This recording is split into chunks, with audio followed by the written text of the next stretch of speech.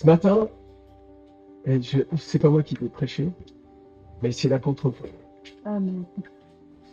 Je vais pas réinventer le fil à couper de beurre, et je vais pas prêcher comme si moi, j'ai quelque chose à déposer chez vous. Mais je vais prêcher et je vais enseigner comme étant le doigt de Dieu qui pointe en toi, ce qui est déjà là. Amen. Amen. Et je veux qu'on comprenne exactement ce que l'apôtre Paul a dit à ses disciples. Et nous sommes au pied du lettre. Amen. Ouvrez l'épître aux Éphésiens. Et je vais essayer d'être concis. Il faudrait des heures pour vous partager ce qui est sur mon cœur et qui est dans ce texte. Mais allez, en une demi-heure, on peut donner vraiment l'essence. Et vous allez repartir avec de quoi méditer, et surtout armé jusqu'au bout. Amen. Le royaume des cieux est au milieu de nous. Le royaume de Dieu est en nous. Amen. Donc, je vais pas lire le texte et puis après revenir dessus. Je vais aller directement dedans. Ok. Donc, Paul, apôtre de Jésus-Christ par la volonté de Dieu aux saints qui sont à Éphèse, aux fidèles en Jésus-Christ. Amen. Nous en sommes. Amen. On fait partie de l'avant. Que la grâce et la paix vous soient données de la part de Dieu notre Père et du Seigneur Jésus-Christ. Dans le grec, c'est pas que, c'est la grâce et la paix. C'est une déclaration. C'est la réalité. Je souligne la réalité. Elle est là, c'est là, ça coule en toi. On va pas demander à Dieu de le faire. Il est en train de le faire. Et ça date de avant la fondation du monde. Ça date même avant les temps éternels. On va pas faire un bon Dieu. Nous sommes les adorateurs de ce Créateur. Amen. Dieu, béni soit Dieu le Père, de notre Seigneur Jésus-Christ qui nous a bénis de toutes sortes de bénédictions spirituelles dans les lieux célestes en Christ. L'apôtre Paul est en train de déclarer, mais littéralement, même pas la guerre, il déclare la victoire totale. C'est l'explosion du règne de Dieu. Béni soit le Père. Amen. J'ai vraiment une information pour vous. Et vous êtes des personnes tellement bénies. Et bénies de toutes sortes de bénédictions spirituelles en Christ. Vous savez, l'apôtre Paul ne garde pas en réserve les choses qu'il a apprises de son Père céleste. Il nous les donne immédiatement, juste derrière. Il commence à développer ce type de bénédiction. Et il ne s'agit pas d'une Mercedes couleur blanche. Il s'agit de bien plus qu'un bout de ferraille qui va partir à la casse. Dieu nous a donné une chose extraordinaire, le royaume. Amen. Il nous a donné la vie éternelle. Amen. Il nous a fait fils et filles. Ce matin, je ne prêche pas des apôtres.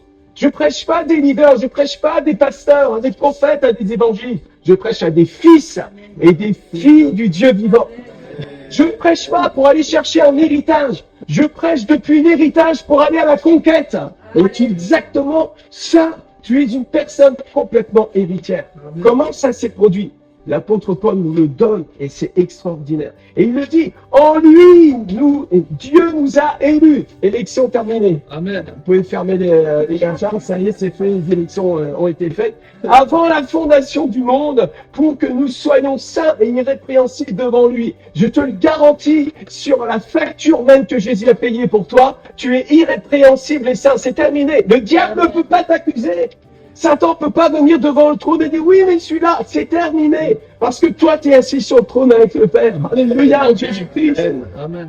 Les puissances de ténèbres ont été dépouillées. Et nous allons le voir. Il faut que j'aille assez rapidement. J'ai pas mal de choses à vous donner. Et nous ayant prédestinés dans son amour à être ses enfants d'adoption par Jésus-Christ selon le bon plaisir de sa volonté. Ça ne vient pas de toi. C'est lui qui est l'auteur de tout ça. Il nous a rêvé, il nous a vus, il nous a visualisés avant la fondation du monde, avant que nous soyons, avant que nous existions, sortant de son sein. Amen. Et il nous a placés devant lui, il nous a créés en lui, il nous a désirés en lui, et il nous a placés devant lui, saints et irrépréhensibles, sur la base de sa volonté. Je suis prédestiné à la bénédiction éternelle. Et je vais vous dire une chose, le oui de Dieu, c'est le oui de Dieu. Amen. C'est vraiment puissant. Nous ayons prédestinés dans son amour. C'est dans son amour qu'il nous a prédestinés. C'est pas dans son business. Bien sûr que Dieu est un investisseur très intelligent, mais c'est dans son amour qu'il nous a prédestinés. Je suis une personne aimée. Je dis pas toi, tu es aimé ou pas? Moi, je suis chouchouté. Dieu m'aime. Alléluia, mon papa m'aime. Et ça fait toute la différence. Alors c'est dans sa bonté et c'est dans sa volonté. C'est la base de sa volonté. Est-ce que Dieu veut? Dieu veut. Amen. Que la lumière soit, pop, la lumière, tac, dégagée. C'est même pas négociable. Est-ce que tu as compris la bénédiction qui fonctionne dans la main? Regarde, il dit à la louange de la gloire de sa grâce. Pour ceux qui suivent la salle d'entraînement missionnaire, vous savez déjà ça. Ces trois mots-là forment une formation ternaire. Et quand vous voyez une formation ternaire dans le texte, arrêtez-vous et méditez sur la Trinité, toujours. Là, il y a toujours une clé derrière. Et en fait, il y a trois mots. Epainon, pour la traduction de louange, doxa pour ce qui est de la gloire, et karitos pour ce qui est de la grâce. Et ici, il dit à la louange de la gloire de sa grâce. Quand vous étudiez dans le grec epainon, il y a une notion de démonstration, il y a une notion de manifestation, littéralement. C'est-à-dire que l'intelligence se manifeste. Et la louange que Dieu est, en fait, le plus grand des louanges, le ministère de louange, c'était pas Lucifer, c'est lui-même. Lui, il est le Dieu de la louange. Amen. Amen. Et quand nous commençons à louer, nous entrons dans la louange trinitaire, dans la péricorèse. C'est pour étudier un petit peu le sujet. Et avant là, nous entrons dans une dimension. Vous sentez l'éternité quand vous faites la louange. En fait, c'est pas nous qui accueillons la présence du Seigneur. Vous le savez, c'est lui qui nous accueille dans sa présence. Mais arrêtons d'être accueillis dans sa présence. Demeurons en lui, comme lui demeure en nous. Amen. Et cette louange, elle est à la louange de la gloire. C'est-à-dire de la doxa. La doxa, ça veut dire tout l'ensemble du rayonnement, de la manifestation, de la stature, de la substance. La gloire de quoi? La doxa de quoi? De la grâce. C'est-à-dire la louange que Dieu est en train de faire retentir dans les cieux. Et tous les archanges et les myriades sont en train de brûler littéralement dans une louange magnifique, éternelle.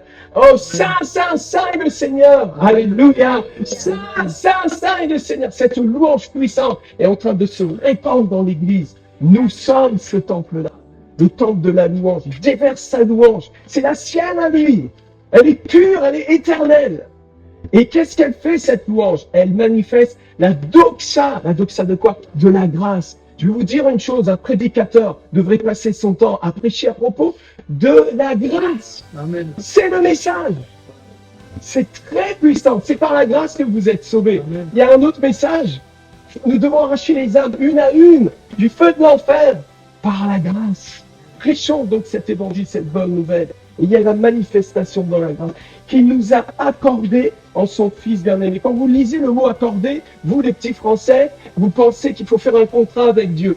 Alors on va s'accorder avec Dieu. Dieu, il remplit sa part, puis nous devons remplir la nôtre. Hein. Et puis on est tellement dans le cadet ou l'aîné qu'on s'auto-détruit avec cet esprit religieux.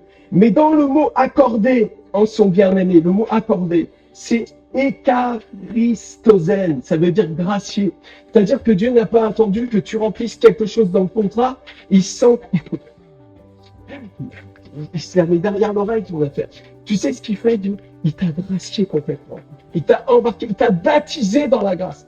T'as rien à prouver à Dieu. T'as rien à rajouter à sa grâce. Dieu t'a gracié. On pourrait traduire ça. Il nous a graciés. Il nous a pas seulement accordé. C'est le mot accordé. Vous comprenez ce que vous voulez? On va plus loin. En lui, nous avons la rédemption par son... Il nous a parlé de bénédiction spirituelle, hein, de toutes sortes de... En lui, nous avons quoi? La rédemption par son sang. Et le sang a été versé il y a 2000 ans. Il a même été versé 7 fois sur le chemin de la passion de Jésus. Et par son sang, nous avons la rédemption. Nous avons quoi? Nous avons la rédemption. Nous avons quoi? Nous avons la rédemption. Tu as la rédemption. Tu l'as en toi. Tu l'as avec toi.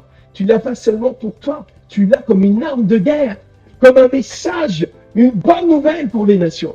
Nous avons la rédemption. La rédemption, c'est pas juste un truc qui s'est produit il y a 2000 ans, et puis tu signes le papier, et puis tu fais tes membres associatifs, et c'est bon, tu pourras rentrer au ciel.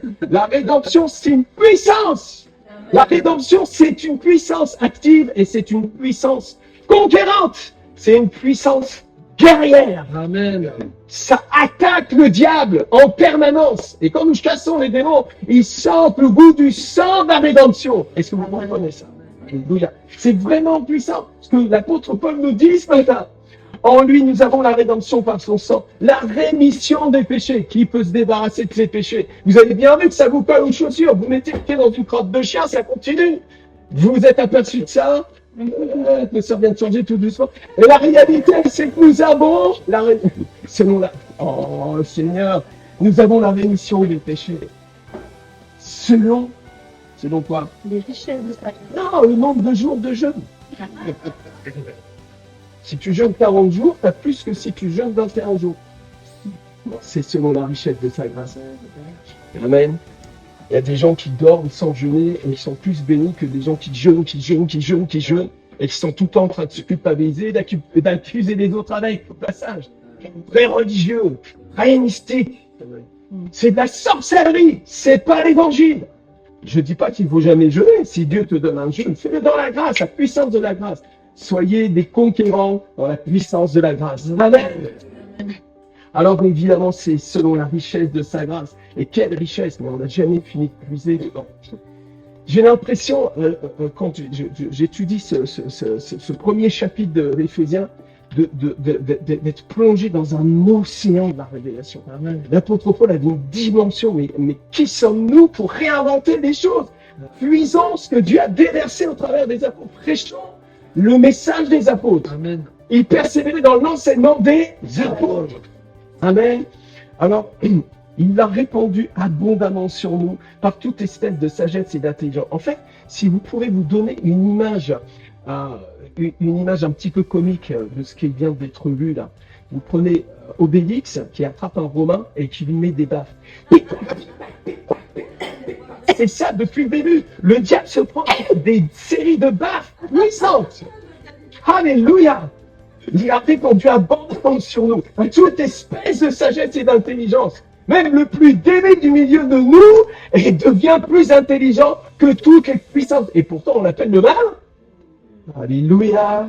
Notre intelligence, elle est bénie. Il pleut sur mon intelligence. C'est la vérité. Amen. Oh, la sagesse. Amen. Et pourtant, ma femme a la sagesse aussi. Verset 9. Nous faisons connaître le mystère de sa volonté. Nous faisons connaître le mystère de sa volonté. Nous sommes en route pour connaître ce que Dieu a mis en nous. Le mystère de sa volonté. Oh, c'est puissant. On est là en train d'aller chercher tout fait à l'intérieur de nous. Et Dieu révèle en nous le mystère. Le mystère nous fait connaître. Je ne vous appelle plus serviteurs. Je vous appelle mes amis. Je vous ai fait connaître ce que mon Père m'a fait connaître. Je suis tellement de peine pour les musulmans, pour les religieux, catholiques, personnes pour le statut. Ce sont des enfants de Dieu qui ont soif, qui cherchent le Père. Nous avons une révélation. Et si ton esprit, ton intelligence s'empare de cette révélation, tu vas pouvoir la déverser. Tu la déverses au fond de toi. Tu as donné ça à tes disciples. Faisons connaître le mystère de sa volonté, selon le bienveillant dessein qu'il a formé en lui-même. Mais qui peut toucher au plan de Dieu? C'est pur, c'est parfait, c'est Dieu qui a fait tout ça. Alléluia. Pour le mettre à exécution lorsque les temps seraient accomplis, le temps est accompli. Tout est accompli et c'est accompli. Nous sommes en train juste d'ouvrir le papier cadeau. Waouh, même le papier du papier cadeau, il est en or. Il y a des pierres précieuses. C'est extraordinaire. Pour le mettre à exécution lorsque les temps seraient accomplis, pour unir toutes choses en Christ, et celles qui sont dans les cieux et celles qui sont sur la terre. Donc là, c'est la fin du dualisme. C'est la fin du dualisme. Et c'est la fin de l'esprit religieux. Amen. Et en lui, nous sommes aussi devenus héritiers, ayant été prédestinés suivant la résolution de celui qui opère toutes choses d'après le conseil de sa volonté. Et c'est une bonne idée de faire 12 disciples. C'est vraiment une bonne idée. C'est le bon conseil de sa volonté. Dieu est intelligent. Dieu est une personne intelligente. Il a une façon de travailler. Le Saint-Esprit a une façon d'exercer l'égoïsme spirituel. Le Saint-Esprit a une façon d'agir avec les apôtres, avec les prophètes, avec les évangélistes, avec les pasteurs, avec les enseignants. Dieu a une façon de travailler le cœur des hommes et des femmes. Dieu est intelligent, asseyons-nous, laissons-le nous enseigner, laissons-le nous emporter, nous entraîner dans ce ministère. Amen. Amen. Ah, c'est vraiment fort, c'est puissant. C'est une bonne idée, ça, le conseil de sa volonté. C'est un bon conseil. Quand on a 12 en plus, il y a une amitié. Afin que nous servions à la louange de sa gloire. Vous voyez, le plan du Seigneur, pour finir, bien sûr les âmes, Bien sûr, le salut des hommes, bien sûr, mais à la louange de sa gloire. Amen. Et cette gloire, je vous le répète, la louange est un ministère de manifestation de la doxa, de la gloire du Seigneur. Amen. Nous qui d'avance avons espéré en Christ, il s'agit du peuple juif, en lui, vous aussi, après avoir entendu la parole de la vérité, l'évangile de votre salut. Amen. L'évangile de votre salut. Vous êtes sauvés, vous n'êtes pas sauvés. Vous êtes sauvés pour l'éternité. Amen. En lui, vous avez cru et vous avez été scellés du Saint-Esprit qui avait été promis, lequel est un gage de notre héritage pour la rédemption de ce que Dieu s'est acquis à la louange de sa gloire. On retrouve à la louange de sa gloire. Excusez-moi, mais le sceau du Saint-Esprit, trouve-moi le kéké capable de briser le sceau du Saint-Esprit. Ça n'existe pas. Ça n'existe. Le diable est vaincu, il est dépouillé. Tu as été scellé par le Saint-Esprit. C'est fini. C'est fin du game. Maintenant, nous allons à la bataille. Nous sommes loin du Saint-Esprit. Nous avons l'onction pour détruire les œuvres du diable. Jésus est apparu afin de détruire les œuvres du diable. Et nous faisons les œuvres de notre Père aussi. Et la première chose, c'est de détruire cet esprit d'incrédulité qui empêche les gens de croire en leur Sauveur. Amen. L'œuvre de Dieu, c'est qu'il croit en celui qui l'a envoyé. Alléluia. Et Dieu nous utilise comme ça. Nous sommes cette manifestation de ça. Regarde, il dit encore, en lui,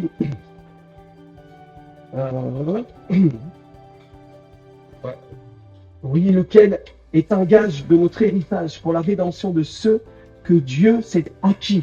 Tu es la propriété privée de Jésus-Christ. Bien sûr, tu es aussi mon disciple. Bien sûr, c'est ma responsabilité. Mais tu es la propriété privée de Jésus-Christ. Ma femme est la propriété privée de Jésus-Christ. La façon dont je traite mon conjoint, la façon dont je traite mon prochain, la façon dont je traite mes disciples. Je suis en train de traiter quelqu'un à l'intérieur de Christ.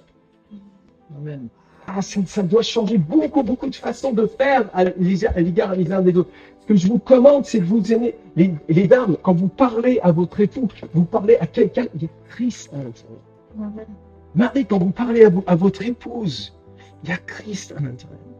Et ça, c'est une prise de conscience qui doit changer les règles du jeu, là, un peu là. On aide à la louange de sa gloire.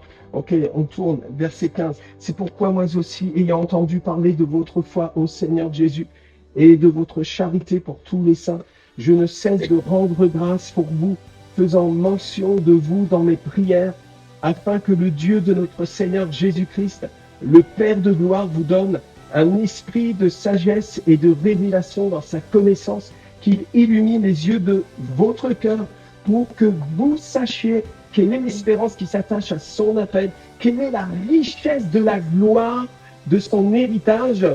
Vous avez certaines traductions qu'il réserve aux saints. Mais dans le grec, c'est pas qu'il réserve aux saints, c'est dans les saints. Ouais, mais c'est dans les saints. Et dans le grec, c'est ça. Au Starvad, Martin, peut-être, tu vois, je ne sais pas quelle traduction. Mais c'est pas réservé dans un endroit, un jour, va à la messe et puis tu seras sauvé, tu verras plus tard. C'est maintenant, tu l'as en toi, c'est dans les saints. Amen. Et ça colle avec toute la suite du texte. On voit effectivement dans Éphésiens, chapitre 3, verset 1, or celui qui peut faire par la puissance qui agit en nous, infiniment au-delà de tout ce que nous demandons ou pensons, à lui soit la gloire en Jésus-Christ. Dans l'église cette nuit, sur la fin de ma nuit, j'ai fait un songe. J'arrive dans un grand truc où il y avait un truc New Age. Et il y avait comme des groupes qui étaient là, puis des gourous qui se vantaient de faire de la guérison, tout ça, etc. Et je rentre à l'intérieur, rempli du feu du Saint-Esprit, et je parle avec le patron devant tout le monde, là, celui qui faisait ses enseignements, et je lui dis, si tu meurs, tu vas où? Alors il commence à non, tu me parles pas comme ça. Tu meurs, tu vas où en fait? Qu'est-ce qui se passe après? Alors là, les gens commencent autour de moi à venir, tout ça. Et je vois sur le côté une femme avec un œil blanc, tu vois, aveugle. Et je confronte le gars. Je lui dis, mais non, mais... Et puis je commence à avoir de l'amitié avec lui, je commence à sentir de l'amour dans mon cœur pour lui. Et je me marre avec lui, tu sais, dans la discussion, en disant, mais tu vois bien que t'es ridicule avec tes réponses. Là, je te parle d'autre chose. Et puis là, le gars, il commence à reculer, et il fait comme s'il met une sorte de mur entre lui et moi. Et là, je me tourne vers une femme et je lui dis, voulez-vous être guéri? Je prie pour elle. Tout le monde se tait. Et ils sont en train de regarder ce qui va se passer. Confrontation de puissance. J'ai goûté ça. Hein.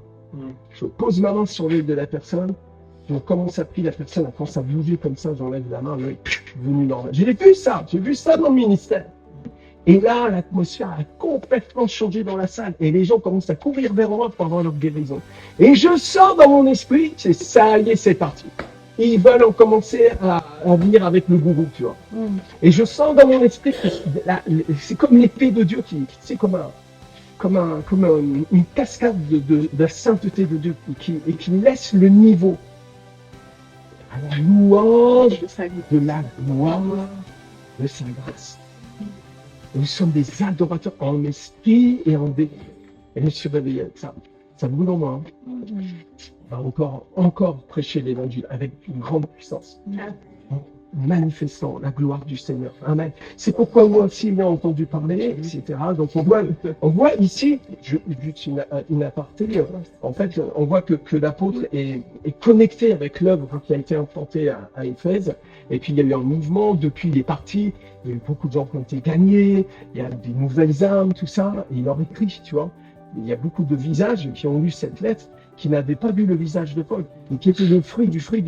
Souvenez-vous, acte 19, c'est extraordinaire, il descend à Éphèse, et puis il touche une poignée de disciples, il était environ au nombre de 12, et il fait une école avec eux, et ils ont secoué en 2 ans l'Asie mineure, parce qu'ils faisaient la vision, ils faisaient des disciples, ils font des disciples, c'est puissant, par la puissance du Saint-Esprit. Qu'est-ce qu'il leur disait à ces hommes-là? Ce qu'on est en train de vivre là, alors, il crie à Dieu, il prie le Seigneur, Dieu ne cesse de rendre grâce, afin que le Dieu de notre Seigneur Jésus-Christ, le Père de gloire, vous donne un esprit de sagesse et de révélation dans sa connaissance, qui illumine les yeux de votre cœur, pour que vous sachiez quelle est l'espérance qui s'attache à son appel, quelle est la richesse de la gloire de son héritage dans les saints, et quelle est envers nous qui croyons. Et là, il prend ses disciples avec lui-même. Nous sommes ensemble.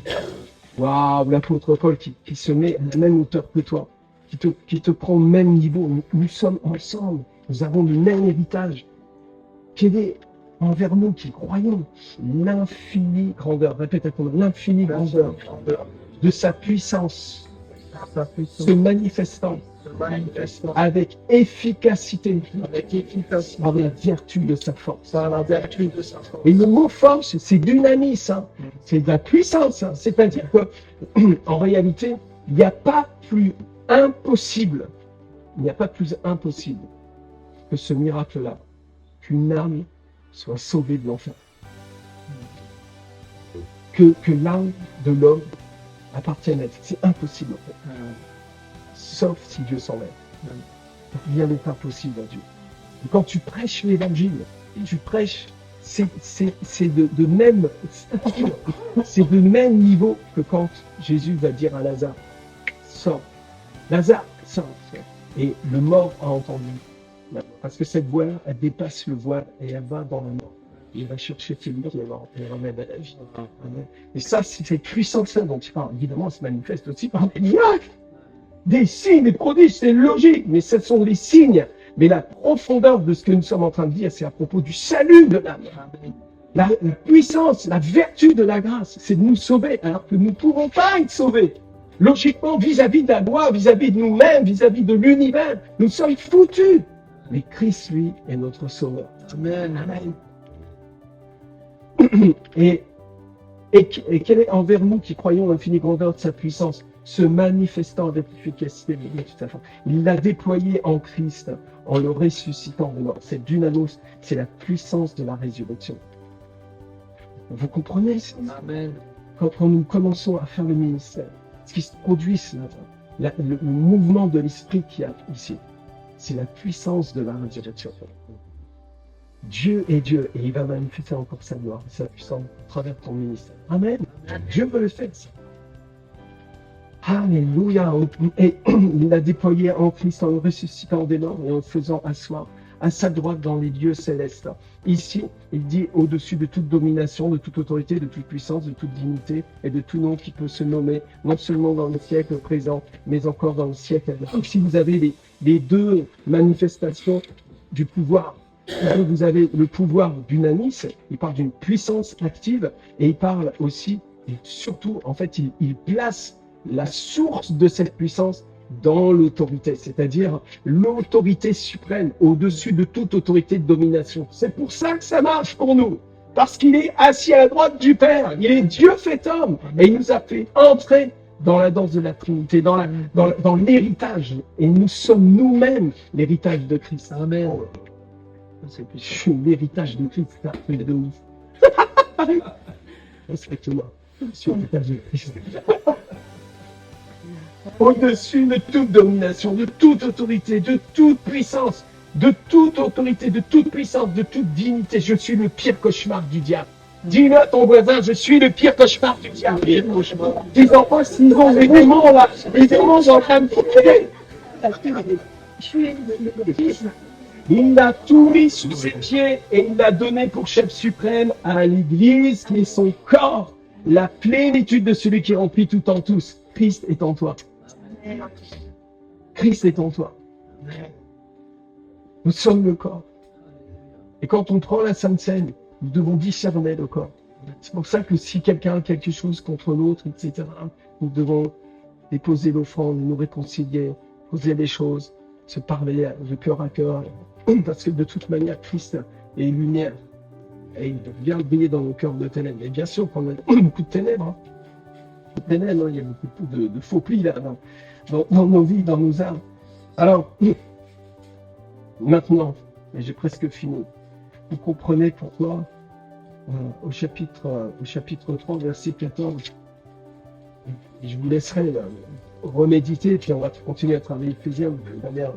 À cause de cela, je fléchis les genoux devant le Père, duquel tire son nom toute famille dans les cieux et sur la terre, afin qu'il vous donne selon la richesse de sa gloire, d'être puissamment fortifié par son esprit dans l'homme intérieur. Amen. Si Dieu n'intervient pas, on est cuit, on est foutu. Mais Dieu le fait. Dieu le fait. Amen. En sorte que Christ habite dans vos cœurs par la foi, afin qu'étant enraciné et fondé dans l'amour, vous puissiez comprendre avec tous les saints quelle est la largeur, la longueur, la profondeur, la hauteur, et connaître l'amour de Christ, qui surpasse toute connaissance, en sorte que vous soyez remplis jusqu'à toute la plénitude de Dieu. Quel programme! Et si on peut conduire 144 disciples, 1728 disciples, 1728, dans cette dimension-là, on va manifester dans une puissante révélation dans la nation, dans les nations. Que chacun de tes disciples ait cette révélation-là. Je vous le dis, malheureusement, beaucoup de chrétiens, et c'est peut-être la faute des prédicateurs de mon espèce aussi, mais beaucoup de gens sont vraiment persuadés d'être un sac à démons. Ils se sentent comme des sacs poubelles devant Dieu. Ils n'ont aucune conscience de ce que nous venons de lire ensemble. Ils ne connaissent pas leur carte d'identité, ils ne savent pas qu'ils sont en Christ. Ils ne savent pas que Christ est en eux. Et ils sont tellement persuadés d'être des sacs à démons, qu'ils en sont à la fin. Ils en sont fait selon ta fait. Je crois que tu chopes un démon à tous les quarts d'heure, tu vas être possédé. Et vous surtout possédez beaucoup de mensonges. Beaucoup de mensonges. Vous savez que posséder, ça veut dire aussi se faire avoir. Alléluia. Nous devons enseigner à chaque chrétien à propos de la louange, de la gloire, de sa grâce. Et quand nous louons le Seigneur, nous sommes une manifestation de la doxa. C'est une réalité. Amen. Alors on va prendre ce temps de louange et d'adoration. Peut-être on peut faire encore la Sainte Seine. On l'aura fait 2 fois cette année, c'est la première fois. Mais on l'a fait spontanément, vous avez vu, pendant le repas de... C'était quand midi, hier.